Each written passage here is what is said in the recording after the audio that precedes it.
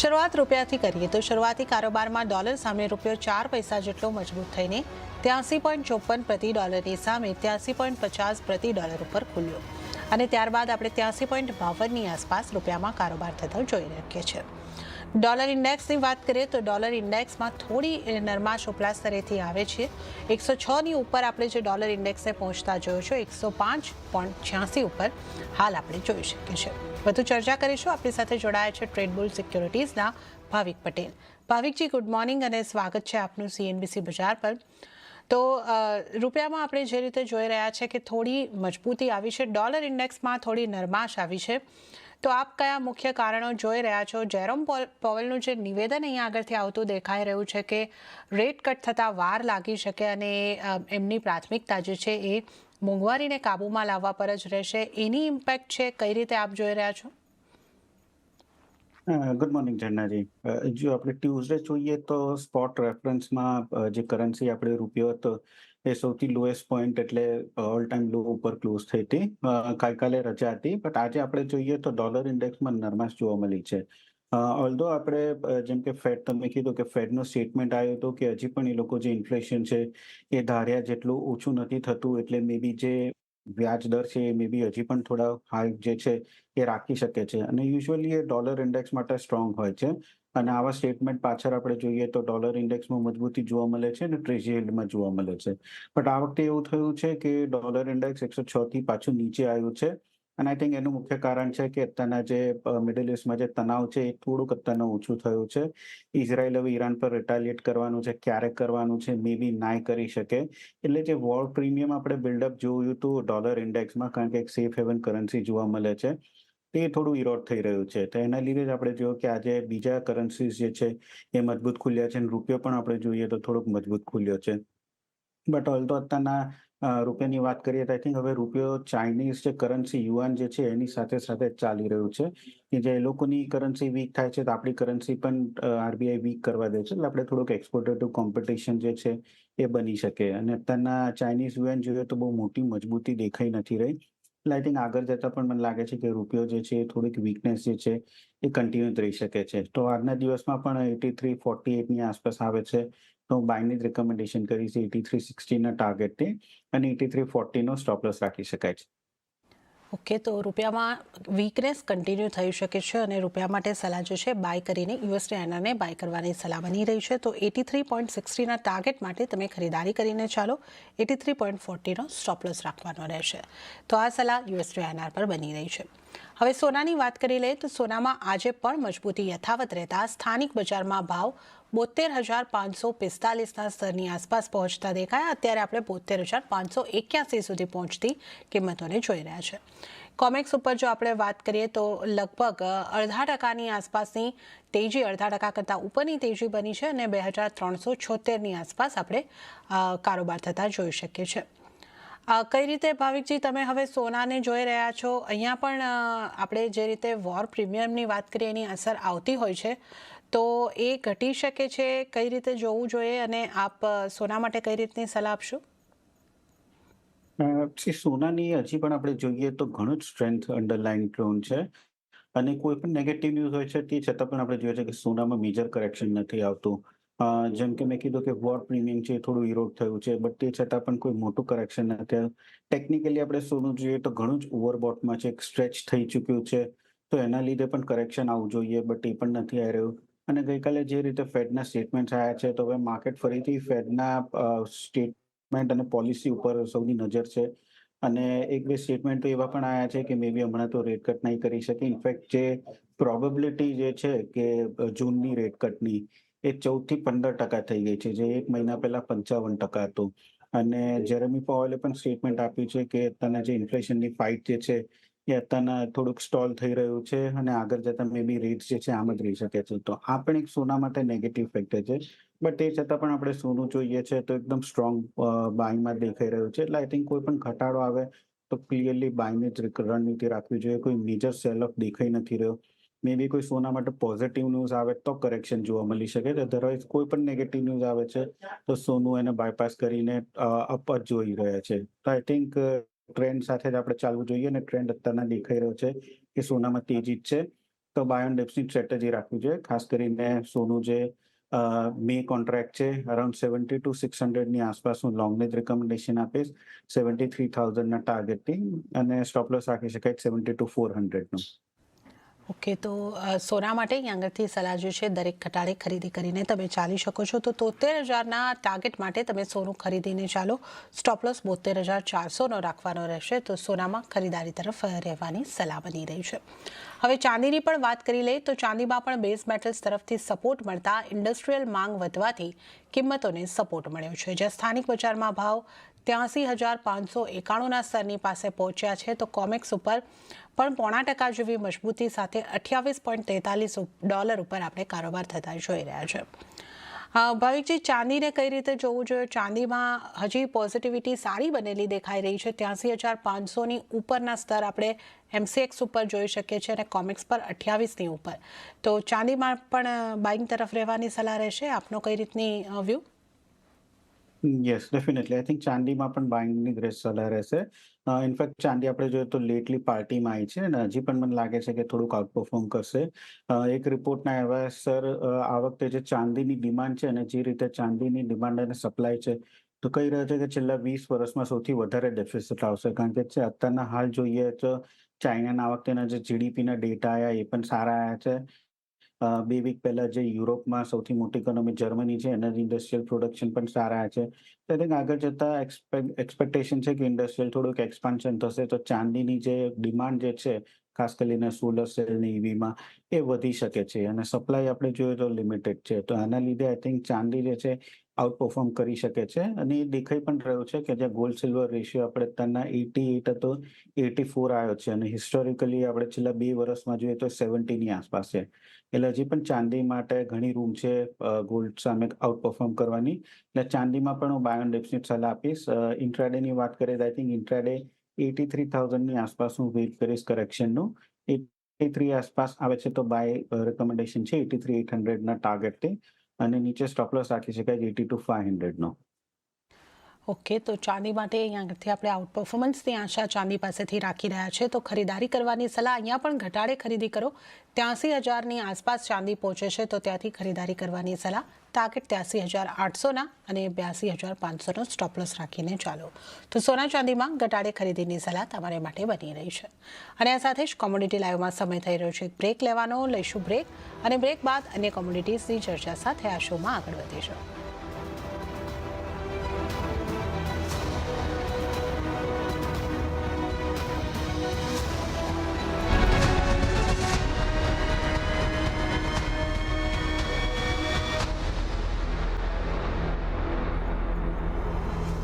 વિરામ બાદ કોમોડિટી લાઈવમાં આપનું ફરી એક વખત સ્વાગત છે, અને આજે ચર્ચામાં આપણી સાથે ભાવિક પટેલ જોડાયેલા છે. તો હવે આપણે બેઝ મેટલ્સની વાત કરી લઈએ. તો બેઝ મેટલ્સમાં તેજી યથાવત રહેતા સ્થાનિક બજારમાં શરૂઆતી કારોબારમાં મોટાભાગની મેટલ્સમાં મજબૂતી રહી.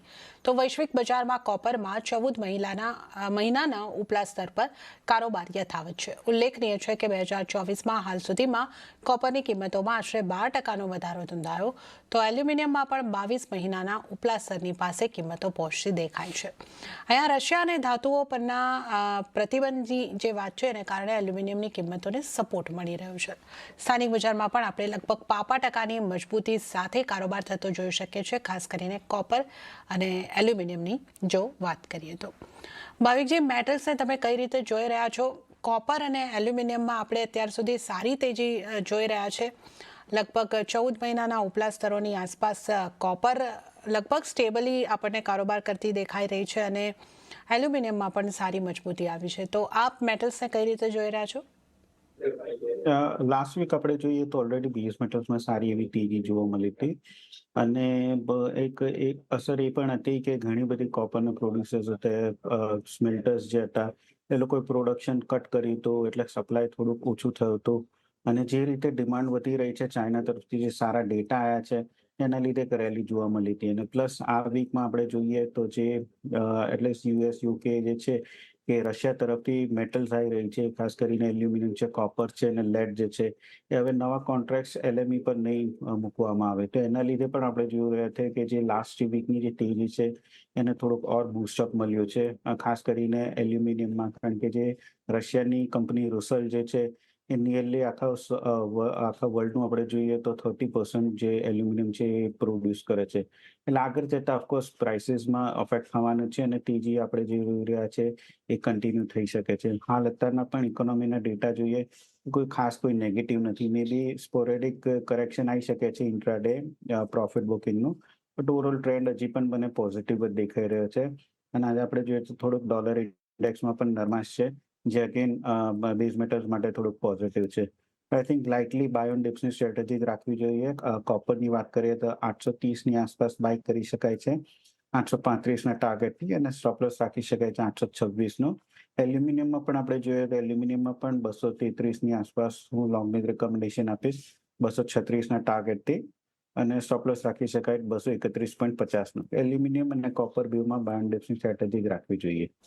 ઓકે, તો ઓવરઓલ મેટલ્સમાં ટ્રેન્ડ હજી પણ પોઝિટિવ છે અને ખાસ સલાહ તમારે માટે જો ટ્રેડિંગની બની રહી છે, કોપર અને એલ્યુમિનિયમમાં ખરીદારી કરવાની બનતી દેખાઈ રહી છે. તો કોપરમાં ખરીદારી કરો 835ના ટાર્ગેટ માટે અને 826નું સ્ટોપ લોસ રાખો, અને એલ્યુમિનિયમ માટે પણ ખરીદારી કરવાની સલાહ બની રહી છે 236ના ટાર્ગેટ અને 231.50નું સ્ટોપ લોસ રાખવાની સલાહ એલ્યુમિનિયમ માટે તમારા માટે બની રહી છે. તો આપણે અહીં આગળથી જે વાત કરી છે મેટલ્સના કારોબારની, અને હવે આપણે ક્રૂડના કારોબારની વાત કરી લઈએ. તો ક્રૂડ ઓઇલમાં સતત ચોથા દિવસે દબાણ સાથેનો કારોબાર રહ્યો છે, જ્યાં બ્રેન્ટમાં $87 પાસે કિંમતો પહોંચી તો નાઇમેક્સમાં $82 આસપાસ ભાવ જોવા મળ્યા છે.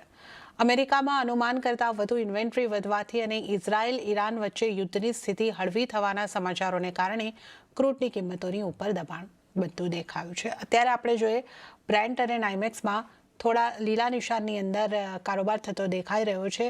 0.10-15% મજબૂતી સાથે 87.53 અને 82.83 પર નાઇમેક્સ પર કારોબાર. MCX ઉપર 6,923 ઉપર થોડા દબાણ સાથેનો કારોબાર આપણે જોઈ શકીએ છીએ.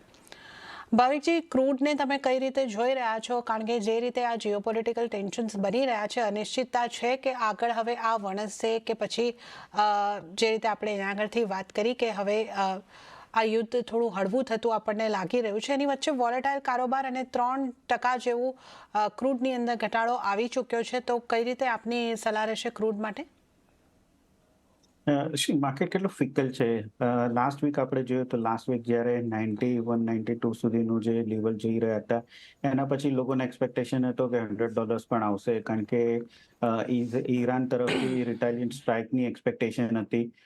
વીકેન્ડમાં આપણે જોયું કે જે સ્ટ્રાઇક ઈરાને કરી ઇઝરાયલ ઉપર, પણ એના પછી હવે આગળ જતા દેખાઈ રહ્યું છે કે મે બી બધી કન્ટ્રીઝ કહે છે રિસ્ટ્રેન કરવાનું, એટલે આગળ જતા મે બી ઇઝરાયલ ના પણ કરી શકે. તો હવે સિનારીઓ ચેન્જ થઈ ગયું કે જ્યાં નિયર ટર્મ વીકનેસ જોવા મળી રહ્યું છે, અને માર્કેટ હવે એવું દેખાઈ રહ્યું છે કે મે બી જે મિડલ ઇસ્ટમાં જે ટેન્શન છે મે બી કન્ટેન રહેશે અને આગળ જતા સ્પીલ ઓવર નહીં થઈ શકે. એટલે હવે ફરીથી ફોકસ ડિમાન્ડ અને સપ્લાય પર થઈ રહ્યું છે. છેલ્લા 2 વીકમાં આપણે જો યુએસની જે ઇન્વેન્ટરી છે સતત વધી રહી છે, એ જે નેગેટિવ ફેક્ટર્સ છે, અને આગળ જતા પણ માર્કેટને લાગી રહ્યું છે કે જો મે બી થોડુંક હજી પણ પ્રાઇસ શોક થઈ શકે તો સાઉદી અરેબિયા છે એ ફિલ કરી શકશે ગેપ માટે, અને પ્રાઇસીસ જે છે થોડુંક કન્ટેન કરી શકે છે. એટલે અત્યારે I think near term weakness simply એ છે કે આગળ જતા દેખાઈ રહ્યું છે કે જે ઇન્વેન્ટરીઝ વધી રહી છે એના લીધે પ્રાઇસીસ જે છે અંડર પ્રેશર રહેશે. અને અન્ટિલ ઇઝરાયલ તરફથી કોઈ રિટાલિએટ સ્ટ્રાઇક થાય છે ઈરાન ઉપર, તો જ મને લાગે છે કે પ્રાઇસીસમાં થોડોક ઉછાળો આવશે. Otherwise I think sideways to consolidation જ રહેશે. તો મારી એક્સપેક્ટેશન છે કે સેલ ઓન રાઇઝની જ રણનીતિ રાખવી જોઈએ ક્રૂડમાં. ખાસ કરીને 69.55ની આસપાસ જો આવે છે એપ્રિલ કોન્ટ્રાક્ટ, તો શોર્ટ કરી શકાય છે 6900ના ટાર્ગેટથી, અને સ્ટોપ લોસ ઉપરનો રાખી શકાય 69.85નો. ઓકે, તો અહીંયા આગળથી ક્રૂડ માટે જે સલાહ તમારા માટે બનતી દેખાઈ રહી છે, સેલ કરીને ચાલો 6,955ની આસપાસ જો કિંમતો મળે છે તો સેલ ઓન રાઇઝની સ્ટ્રેટેજી અપનાવીને આ લેવલથી તમે સેલ કરો. 6,900ના ટાર્ગેટ બનતા દેખાઈ શકે છે. 6,985નો અહીંયા આગળથી તમારે સ્ટોપ લોસ રાખવાનો રહેશે. તો આ સલાહ ક્રૂડને માટે વેચીને ચાલવાની બની રહી છે. હવે નેચરલ ગેસની વાત કરી લઈએ તો શરૂઆતી કારોબારમાં સ્થાનિક બજારમાં આશરે 1% જેટલી મજબૂતી આવી અને 147ની આસપાસ આપણે અત્યારે કારોબાર જોઈ શકીએ છીએ. એટલે લગભગ 3% મજબૂતી નેચરલ ગેસની અંદર આવતી દેખાઈ રહી છે. ભાવિકજી, નેચરલ ગેસમાં મજબૂતી તરફનો કારોબાર આજે થતો દેખાઈ રહ્યો છે 147ની આસપાસ. હવે અહીંયા આગળથી કઈ રીતની સલાહ રહેશે? થોડુંક આપણે જોઈ રહ્યું કે નેચરલ ગેસ 140 થી 147 ની રિકવરી જોવા મળી છે અને આપણે યુઝ્યુઅલી જોયું છે કે 140 થી 160 ની એક રેન્જમાં જ નેચરલ ગેસ ક્યારનું અટકી ગયું છે. તો 140 ની આસપાસ આવે છે, થોડું બાઇંગ આવે છે અને 160 ની આસપાસ આવે છે. ફરીથી સેલિંગ પ્રેશર આવે છે. મને લાગે છે કે આગળ જતા પણ આઈ થિંક આ જે રેન્જ બાઉન્ડ મુવમેન્ટ છે કન્ટિન્યુ રહી શકે છે. હાલ અત્યારના થોડુંક પોઝિટિવ એ છે કે યુએસ જે રૂપીઝમાં નેચરલ ગેસનું પ્રોડક્શન છે એ 2.6% ઓછું થયું છે. બટ એની સામે આપણે જોઈએ તો ડિમાન્ડ જે છે ઓછી છે. યુરોપનું નેચરલ ગેસની ઇન્વેન્ટરી જોઈએ તો ઓલરેડી 62% છે. સમર સિઝનમાં ઇન્વેન્ટરીઝ વધશે એટલે આ વખતે વિન્ટરમાં પણ ફરીથી એ લોકોની જે નેચરલ ગેસ ઇન્વેન્ટરીઝ છે એ વધારે જ રહેવાની છે. એટલે ખાસ મોટો જમ્પ મને દેખાઈ નથી રહ્યો. બટ એટલીસ્ટ આ 2 દિવસ હજી પણ લાગી રહ્યું છે કે થોડુંક કન્ટિન્યુ રહેશે અપસાઇડ મોમેન્ટમ. અને કરંટ માર્કેટ પ્રાઇસથી હું બાયની રિકમેન્ડેશન આપીશ 153 ના ટાર્ગેટથી. સ્ટોપ લોસ રાખી શકાય 144 નું. આઈ થિંક 1 થી 2 દિવસ આપણને થોડુંક મોમેન્ટમ અપસાઇડ જોવા મળશે. બટ ઉપરની સાઈડ પણ મને લાગે છે હજી કેપ લિમિટેડ જ છે. એટલે મેજર અપસાઇડ જોવા નહીં મળે. ઓકે, મેજર અપસાઇડ નેચરલ ગેસની અંદર નથી દેખાઈ રહી, પરંતુ 1-2 દિવસની અંદર તમે 153 સુધીના ટાર્ગેટ માટે બનતા જોઈ શકો છો. તો આ ટાર્ગેટ માટે ખરીદારી કરીને ચાલી શકો છો. 144નો સ્ટોપ લોસ રાખો તો નેચરલ ગેસ માટે એક સીમિત તેજીની આશા તમે અહીં આગળથી રાખી શકો છો. હવે આપણે નોન એગ્રી કોમોડિટીઝની ચર્ચા કરી લીધી છે. એગ્રી કોમોડિટીઝ તરફ આગળ વધીએ તો મસાલા પેકમાં જીરા, ધાણા અને હળદરમાં મજબૂતી તરફનો કારોબાર થતો દેખાયો છે. હળદરના જૂન વાયદામાં લગભગ આપણે 3.5% મજબૂતી જોઈ શકીએ છીએ. ગુવાર પેકની જો વાત કરીએ તો ત્યાં પણ તેજી તરફી જ એક્શન રહેતા કુવાર સીડમાં 1%થી વધુનો ઉછાળો નોંધાયો છે. પણ કપાસિયા, ખોળ અને એરંડાની જો વાત કરીએ તો ત્યાં ફ્લેટ ટુ નેગેટિવ કામકાજ થતું દેખાઈ રહ્યું છે. ભાવિકજી, મસાલા પેકની સાથે શરૂઆત કરીએ. જૂન વાયદામાં આપણને લગભગ 3%ની આસપાસ મજબૂતી પહોંચતી હળદરની અંદર દેખાઈ રહી છે. અને મસાલા પેકને આપણે જો વાત કરવી હોય તો અન્ય મસાલા ઉપર પણ આપની કઈ રીતની સલાહ રહેશે? આઈ થિંક અરાઇવલ પ્રેશરના લીધે આપણે ખાસ કરીને હળદર, ઝીણું અને ધાનિયાના પ્રાઇસીસ જોતા હતા તો છેલ્લા 1 વીકથી 10 દિવસ સુધી સતત આપણે વેચવાલી જ જોવા મળી હતી. આઈ થિંક 2 દિવસમાં આપણે જોઈ રહ્યું છે કે પ્રાઇસીસ થોડુંક રિબાઉન્ડ થયું છે. અને મને લાગે છે કે હવે પ્રાઇસીસ જે છે હજી પણ આગળ વધી શકે છે કારણ કે મેજર જે અરાઇવલ આવવાનું તે આવી ચૂક્યું છે. હવે આગળ જતા હવે કોઈ મોટું સિઝનની અરાઇવલ આવવાનું નથી. એટલે અહીંયાથી મને લાગે છે કે પ્રાઇસીસ ઉપર જ જોઈ શકે છે. જીરાની વાત કરીએ તો I think jeera completely avoid કરવું જોઈએ કારણ કે આ વખતે પાઇપલાઇનમાં બહુ જ છે.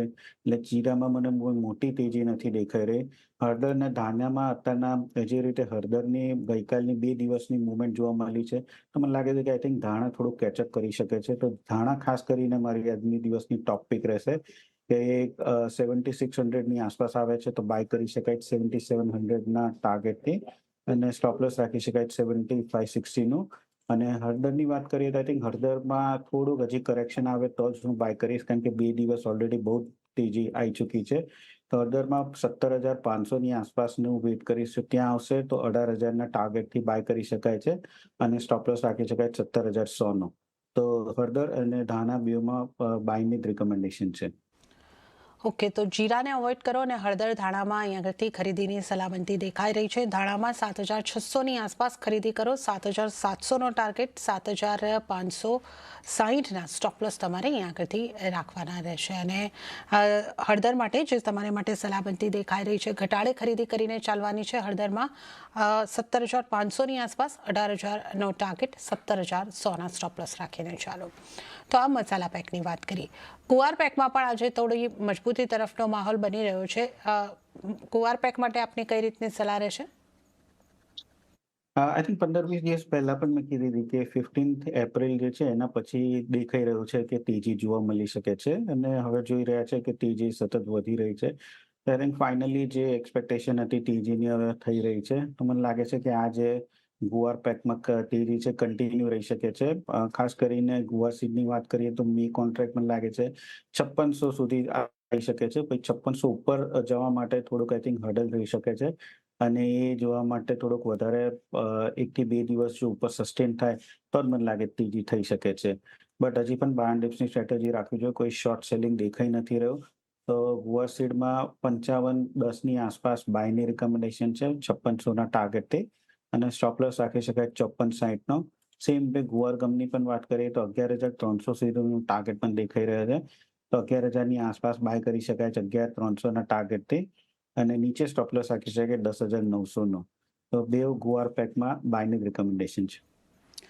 ઓકે, તો ગુવાર પેકમાં ખરીદારી તરફ રહેવાની સલામતી દેખાઈ રહી છે. અને ત્યારે જ આપણે જો ખાદ્ય તેલ તરફ વાત કરી લઈએ તો ઓઇલ મિલનો એક્સપોર્ટ જે છે એ 10 વર્ષની ઊંચાઈએ પહોંચી રહ્યો છે. SEA દ્વારા આપણને આ માહિતી જે છે એ મળતી દેખાઈ રહી છે. તો કઈ રીતે તમે જોઈ રહ્યા છો FY24માં ઓઇલ એક્સપોર્ટ જે છે અહીંયા આગળથી ઓઇલ મિલનો એક્સપોર્ટ જે છે એ રેકોર્ડ લેવલ ઉપર પહોંચતો દેખાઈ રહ્યો છે? આઈ થિંક આગળ જતાં પણ આપણે જોઈ રહ્યું છે કે મે બી થોડુંક અત્યારના ઘણા ઇમ્પોર્ટર્સ છે એ લોકો પણ ઇનફેક્ટ જે લોકલ પ્રોડ્યુસર્સ છે એ લોકો કહી રહ્યા છે કે ઇમ્પોર્ટ પર થોડીક ડ્યુટી નાખી શકે, તાકી અહીંના જે એક્સપોર્ટ જે છે એ લોકો થોડુંક બેનિફિશિયલ થઈ શકે છે. બટ અત્યારના જે રીતે આગળ જતાં આપણે જોઈ રહ્યા છે કે ઇમ્પોર્ટ વધી રહ્યું છે, એ રીતે મને લાગે છે કે જે પ્રાઇસીસ જે છે ઓઇલ સીડના એ થોડા ઓછા જ રહેશે, અને જે ઇન્ફ્લેશન માટે સારું જ છે. આગળ જતાં પણ મને લાગે છે કે પ્રાઇસીસ જે છે થોડુંક અંડર પ્રેશર જ રહેવાનું છે ઓઇલ કોમ્પ્લેક્સમાં.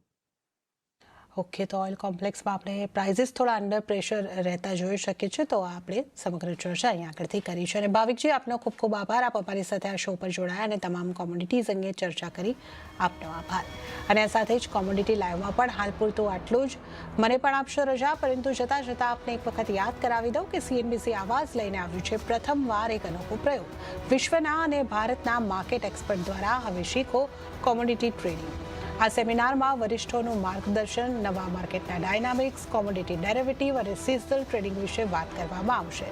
તો CNBC આવાઝના કોમોડિટી ગુરુકુલના એક દિવસીય સેમિનારમાં ભાગ લેવા માટે આજે જ સ્ક્રીન પર આપેલી વેબસાઇટ પર જઈને રજીસ્ટર કરો અને શીખો કોમોડિટી બજારની તમામ વિગતો.